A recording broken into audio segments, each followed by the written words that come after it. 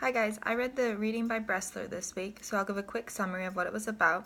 So basically it talked about different ways to integrate arts into regular academic courses. So there were 4 integration styles. The first was the subservient style, and so in this, arts are pretty much just there to support the regular courses. So doing different things like singing like the president, singing all the states, that would be an example of that.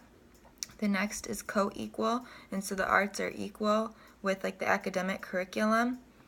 And so in this example, the students will use cognitive approaches. So the arts are focused on having students think creatively and using critical thinking to work through different problem-solving situations.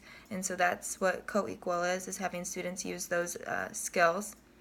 The next is the affective style, which is having music playing during like classwork or different things like that, or having the teacher would bring in a piece of artwork and have the students discuss it. So they're thinking creatively and thinking about like their feelings and like how different feelings can be expressed through art.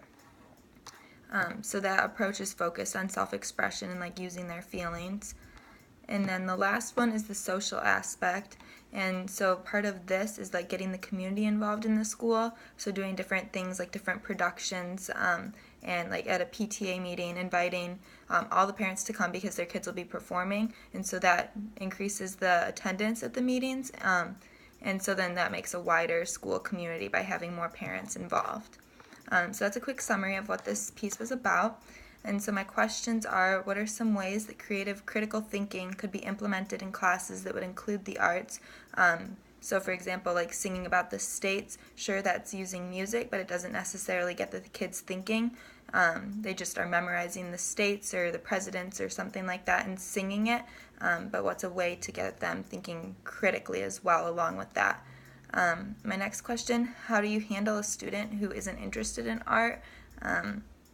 If they're not interested in art, they may not learn well with these different techniques too, and so how do you get them interested? And then my next one is, how can you include art but still meet all of the standards for testing, because standardized testing isn't going away, and so we have to have art that's going to work with meeting the standards too.